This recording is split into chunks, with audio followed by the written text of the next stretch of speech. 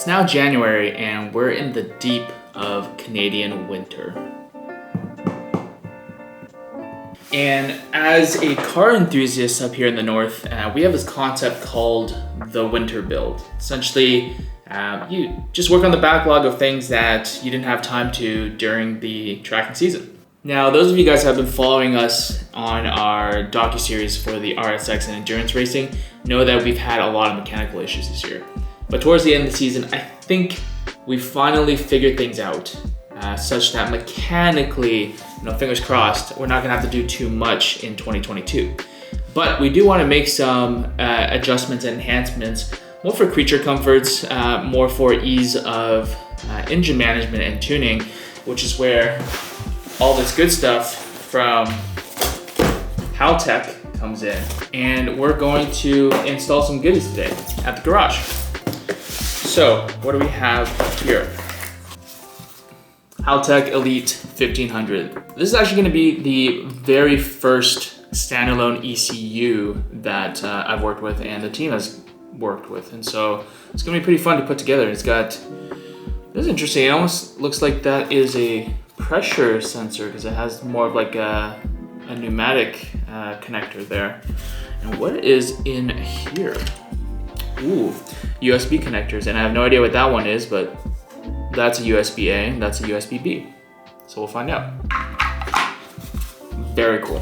So the ECU, most of the time you're not gonna be able to see, but what is going to be visible is this bad boy. This is the Haltech, okay, what's the code? The IC7 display.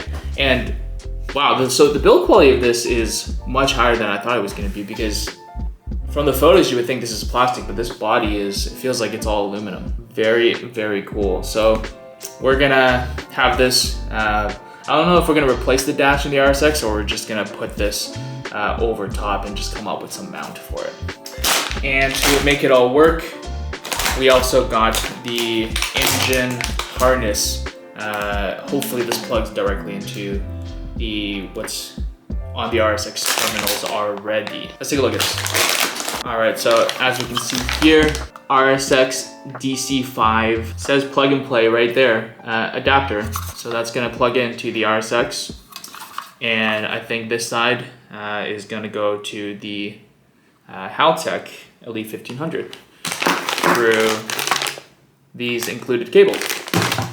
Cool, all right, so let's head to the garage and see what we can mock up today.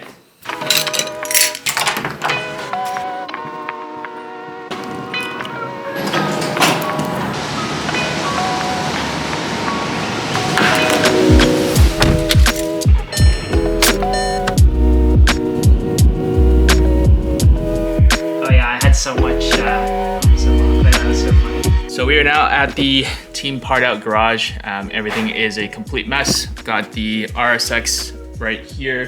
Behind that is the FRS. So originally today we were thinking about starting to mock up the Haltech 1500 and the CL7 dash. I'm just gonna show you what we're kind of dealing with, and maybe that will give you some ideas as to why we might hold off on that just for now, figure out a bit of a rat's nest of wiring and see if we can simplify that a little bit. All right, so we have the ECU harness here. So we have the engine harness and then all of the interior harnesses that are going into the interior fuse box. So I'd assume dash, ignition, fuel pump, stuff like that. However, the previous owner has everything individually switched. So we have fuel pumps, wipers, lights, Don't even else. know. Yeah. Things that may or may not work. Yeah, and then obviously our ignition. We have our fuel gauge as well, and then some cables to individual gauges for oil temperature and oil pressure. So obviously it's a pretty big mess in here. So what we're thinking about is, what do we actually need if we're going to be running that Haltech IC7? Do we really need all of this interior cabling? Or do we just need to run with the bare minimum and just run our engine harness? So, what are the options? Everything on the table. Okay, so we have our engine bay fuse box, which we're still using here. So we're still trying to figure out exactly what's going on here. But really, this car everywhere has loose plugs, stuff hangs out from under the engine that we're not really using. So I think our goal here is to start eliminating that, simplifying stuff, figuring out what we need, what we don't need. So getting stuff like cam position sensors, ignition injectors, get it all simplified, rather than all of this mess where stuff just goes into the car and we don't know what it's doing. Cool, so I think some of the complicated parts from a wiring perspective is, it does have a fuel cell, it has at least I think 2 fuel pumps that's running from the rear to the back. We've got the radio set up as well that needs to be powered. Funny thing about the radio right now is actually when we have our earphones plugged in, there's so much electromagnetic interference that as the car is revving, you kind of hear an electronic whine, and you'll hear that much more loudly than the motor. So it's like an oral RPM gauge, so to speak. So you can see back here we have the fuel cell, and down here in this hole here, you see that black sheathing. That's the wiring for the pumps going through here, and again, just this rat's nest of cabling that we really need to deal with. I'll come around to the driver's side and take a look at some other areas. Crap, that was the bumper. One other thing that needs really addressing is this kill switch that now has lost the knob because some hardware decided to back off while we were racing, so that wasn't great. But you know, this is also not a great setup. You got an inline fuse here and this huge cluster of wires that feels like it's coming in and out of the firewall, so it makes it really tough to figure out what you need to get rid of and what you need to keep. And if you're ever wondering just how nasty it gets on the inside of a race car throughout a season or even during a race weekend, just take a look at all this gunk. All right, so as you can see, this is where the battery used to be, so it was a little bit harder to get underneath, but all this stuff here, that is all essentially rubber slag from tires that are coming in get this in the light there, that come through the window. So you can imagine there's just so much garbage in the car right now that all needs to be cleaned up. Cool, so that actually ended up being a much shorter shop day than we expected, but I think we're on track to have a better overall setup. So next part of working on the car, and stuff that you don't actually normally see, is actually that we're gonna need to spend some time just in a Google sheet really planning out what are all the things that need power, and you know, how many amps are they going to run on, therefore what type of harness. Probably shoot the guys at Haltech an email as well in terms of just letting them know what our application is. Maybe they have some nice tried and true installations or parts that they can recommend for us to kind of explore. For this, we should probably get an insurance for this though. I can get it though. What kind of insurance would you get for a car like this though? I actually have no idea. I think it's like property, like it's not even like a car, really. Like it's a car, but like from insurance perspective, it's not a car. It's just like a thing. It's a possession. Yeah. Yeah, but then does that mean you can only insure it against theft and fire? Yeah. Well, you can get like other insurances for it, but like not. This is like aside from track day insurance. It'd be really nice if we had the opportunity to also upgrade the trailering. If you guys didn't know, we actually use what is realistically an oversized motorbike enclosed trailer. Hence why outside the livery on our trailer is basically a bunch of BMW touring motorbikes. So just if you fold the mirrors in on these compact sedans and coupes, you can basically get the car in on its own power. but you have to climb out and squeeze against the wall to be able to get out of the trailer itself. So I think we're gonna take this cluster. It's obviously pretty nasty, but we're gonna use it as a bit of a template so that we can take our Haltech display. Actually, I'm gonna grab it. Take our Haltech display, which is somewhere up here, and figure out how we get this into here. So I think it'll just fit because the way that it sort of sits, it looks like it's just big enough. Yeah, it sounds like it's time to take the Dremel to it. Yeah, it's gonna be a Dremel, but I think right there, that'll be pretty cool. Then we'll have to reach and press these buttons. I don't know if we'll be able to in our harness. Might have to have it closer. That's true. Yeah.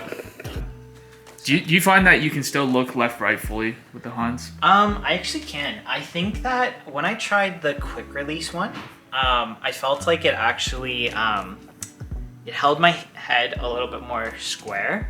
But with the tethers that I have, I think there's a little bit more play.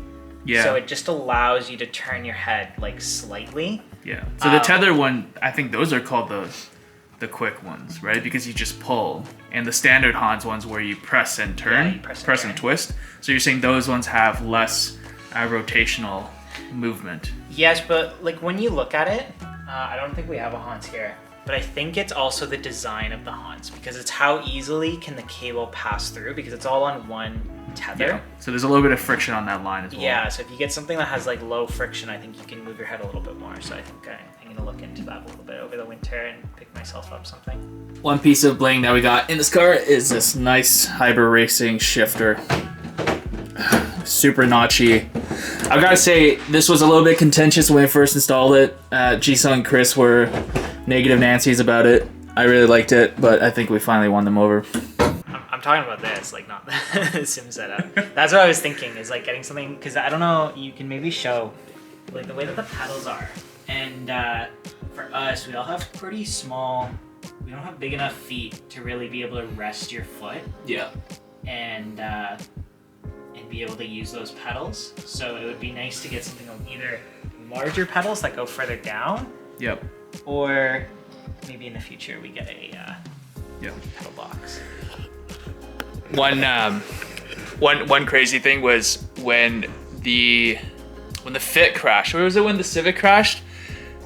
The brake pedal, the pad fell off the pedal itself. Yeah. Which was that? Do you remember? If it was the Fit, Fit or the okay. Yeah. Because maybe the reason why I remember that so well is because I was in the car when that happened. But literally, the pedal face somehow separated from the pedal arm itself, and it was just really weird to see. Looking back at the Civic though, and the crash, we should almost do a video on that because you know what really surprised me is, you know when you watch those crash test videos, those like quarter impacts, like where you just sort of hit the fender area, Yeah. and it like devastates those cars, like clutch pedals are getting pushed into like the passenger or the driver compartment and stuff like that. Yep. I don't think any of that happened with the Civic. Like Derek was like totally fine. Yeah, that crash was pretty interesting because I remember when we actually took this is weird, like switching perspectives over. When we actually pulled the car off the racetrack and back to the paddock, I mean half the team was split at that time as to whether we tried to actually repair the car. So like visually, from a visual perspective, there were some of us who were trained engineers who thought that it could have been redeemable and revivable as a chassis. I mean, you can see this cage too, like looking at it. I mean, that bar that runs across, like that's a hefty bar. Yeah. That the cage is literally welded to, which is pretty interesting. Like that's a pretty confident inspiring. That's true. Like I mean, but that's the OE bar right there, though, right? Well, it's the OE bar, but I like it's welded to it. Yeah, like I like how they did that. Because yeah, like it's just nice. Like it's a nice setup. But I just noticed something. Sorry. 10 mil. 10 mils you can't lose. It's worth its weight in gold. Just randomly find under the seat. The problem of being in a unheated garage is that it's stupid cold and it's like mid-January, so we're gonna get out of here and get home, do some work on the computer, and plan out the electricals, and we'll see you next time.